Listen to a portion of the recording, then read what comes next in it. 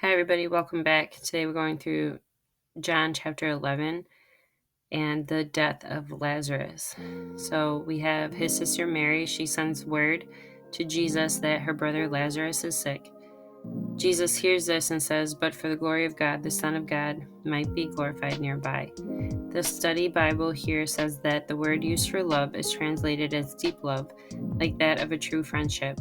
If you have a true friendship, then you know that you are truly blessed because those friendships really do stand apart. Jesus loved Mary, Martha, and Lazarus. He stays 2 days before departing for Bethesda. He says to his disciples they must go to Judea, and they ask why would he go if they want to stone him. Jesus responds, Are there not 12 hours in the day? If a man walks in the day, he won't stumble, because he sees the light of the world. He'll stumble at night because there is no light in him. The study Bible clarifies the significance of Jesus waiting 2 days. An old Jewish belief said that the burial takes place on the day of the death, and the soul would wait by the body for 3 days before leaving, with no hope of returning to the body. This meant that there would be no question that Jesus was the healer. He says, Our friend Lazarus sleeps, but I go that I may wake him from his sleep. His disciples don't fully understand. They say, Lord, if he sleeps, he'll do well, meaning he'll find rest. Jesus clarifies, Lazarus is dead. Let's go to him. Martha hears that Jesus has arrived in town. There are many enemies of Jesus there, as many had gathered for the death of Lazarus. She meets him and says, Lord, I know if you had been there, he wouldn't have perished. But I know that whatever you will ask of God, God will give it to you. Jesus says, Your brother will rise again. Martha says, Yes, I know. He will rise again, the resurrection at the last day. Jesus says, I am the resurrection and the life. He that believeth in me, though he were dead, yet shall he live.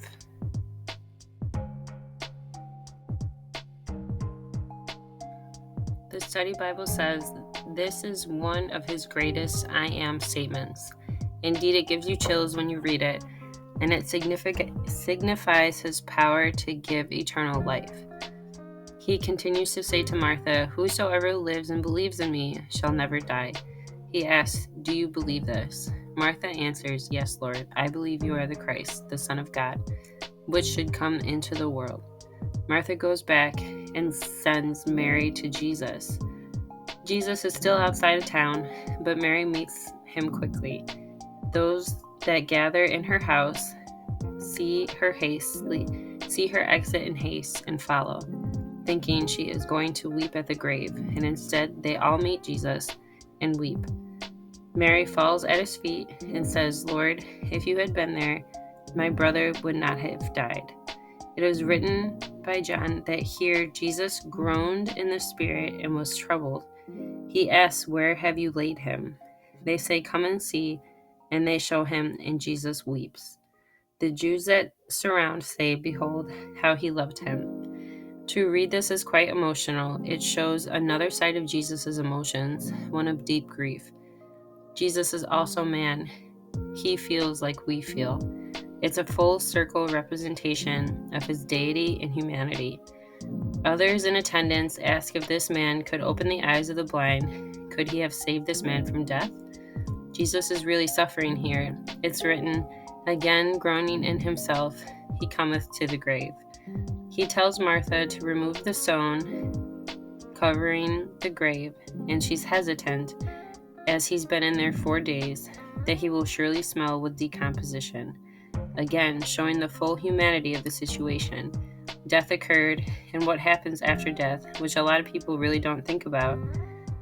Jesus says, Said I not unto thee, that if thou wouldest believe, thou shouldest see the glory of God. They remove the rock. Jesus looks up to heaven and says, Father, I thank thee that thou hast heard me. I knew that he heareth me always, but because of the people which stand by, I said it, that they may believe that thou hast sent me. Jesus, standing outside of the grave, then cries with a loud voice, Lazarus, come forth. And he does. Lazarus comes forth from the tomb. He has binds on his hands and his feet, and there's a white cloth on his head. These are typical burial clothes. Jesus says, loose him and let him go. The chapter ends with revival and indecision. Lazarus has been raised. He is living once more. But of the crowd, it seems that many believe on Jesus, and they believe the works that they've just seen. But many also go to the Pharisees, and they list the event in detail. The Pharisees are offended theologically, and they gather a council with chief priests. Their main concern is Jesus will cause a messianic uprising. Rome will come seeking the man that does miracles, and they'll be taken as a captive state. I'm not sure how to pronounce his name, but Cephius says they must sacrifice the one man to save them all and seek him out from that day forth. Meaning he prophesizes that Jesus needs to die. Jesus no longer walks in the open among the Jews and goes to Ephraim with his disciples. Many thought he'd go to Jerusalem to purify himself for the Passover, so they all watched to seize him.